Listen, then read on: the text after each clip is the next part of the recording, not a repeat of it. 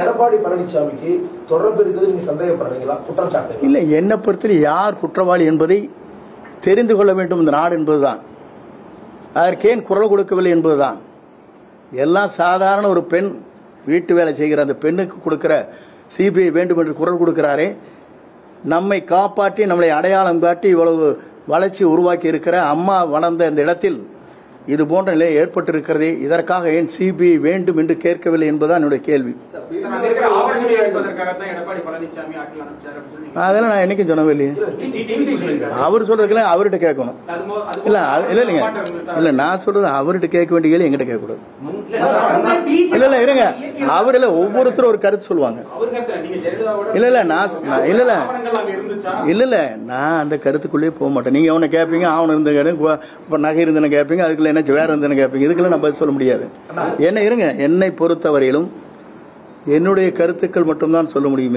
ஜனநாயக ரீதியாக ஒவ்வொரு கருத்துக்கள் சொல்வதற்கு நீங்கள் கேள்வி கேட்க இயலாது. அதற்கு என்னால் பதில் சொல்ல முடியாது. இல்லை, என்னை பொறுத்தவரையிலும் நாங்கள் 6 பேர் சென்றோம். பிஜேபி இணைக்கப்பட வேண்டும் சொன்னோம். வெளியேற்றவில்லை, மீண்டும் நம் கழகத்தில் இணைக்கப்பட வேண்டும் என்று சொல்லி அங்கே என்ன நடைபெற்றது என்பது நான் வெளியே சொல்ல விரும்பவில்லை. ஆனால் அந்த அளவிற்கு வேகமான சொற்கள் அங்கே ஏற்பட்டது என்பது நாடறியும். ஆனால் என்னை பொறுத்தவரையிலும் என்னை அழைத்தவர்கள் பிஜேபி தான். அழைத்து இரு இயக்கங்களையும் ஒன்று இணைக்கப்பட வேண்டும் என்று கூறியதும் அவர்கள்தான். நானும் அதையே தான் சொன்னேன். இயக்கம் ஒன்றிணைக்கப்பட வேண்டும். உங்களை விட்டால் எங்களுக்கு வேறு வழி இல்லை, எங்களை விட்டால் உங்களுக்கும் மாற்று இல்லை. ஆகவே எங்களை தமிழ்நாட்டுடைய அரியணையை அமர்த்துவதற்கு நீங்கள் தயாராக இருக்க வேண்டும்.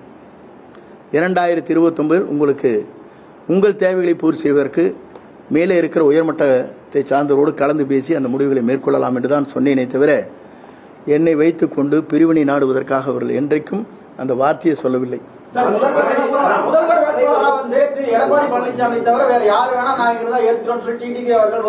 அதானே நான் சொல்றேனுங்களே.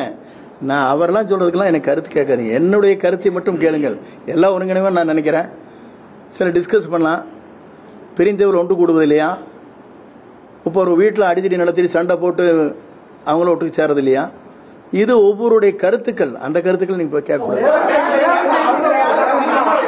பள்ளிக்கல்வித்துறை அமைச்சரா இருந்திருக்கீங்க. தற்பொழுது இந்த பள்ளிக்கல்வித்துறை சம்பந்தமா நீங்க ஒரு குறை கூட சொல்ல, ஒரு பதிவு கூட இது பண்ணல அப்படின்னு உங்க கட்சிக்காரர்களே குற்றம் சாட்டுறாங்க. இல்ல, பள்ளிக்கல்வித்துறையை பொறுத்தவரையிலும் என்னென்ன பேசி இருக்கிறேன் என்பது சட்டமன்ற பதிவேட்டில் இருக்கிறது.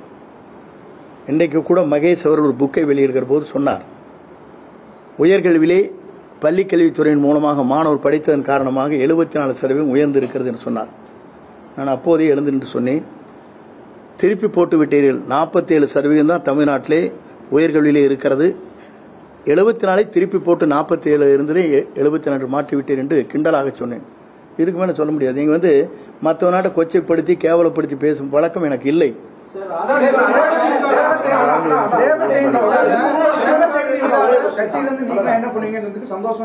இல்ல அதுக்கு இல்லைங்க, அன்னைக்கு சும்மா ஒரு செகண்ட் சொன்னதில்ல வச்சுட்டு கேட்டுக்கூடாது. நீங்க தயவு செஞ்சு, நீங்க நல்லா கேட்பேன்னு எனக்கு தெரியும். தயவு செஞ்சு இருங்க, நான் சொல்லிடுறேன். அதுக்கு பிறகு மனம் வேதனை அடைகிறேன். கேட்டாங்களே 5-6 பேர் சும்மா வர வர கேட்டதெல்லாம் சொல்லிட்டு இருக்கக்கூடாது. அவங்க ஒரு போட்டான்னு அதை சொல்லிட்டு இருக்கக்கூடாது. மன வேதனை அடைகிறேன், வருத்தப்படுகிறேன். இது போன்ற நிகழ்வு என்பது என் வாழ்வில் இது போன்ற நிகழ்வு ஏற்பட்டிருப்பது என்பது என்னால் வேதனை அளித்துக் கொண்டே இருக்கிறது என்று சொன்னேன். அதற்கு பிறகு இரவு முழுவதும் நான் தூங்கவில்லை என்று சொன்னேன். அதெல்லாம் கேளுங்களேன். இல்ல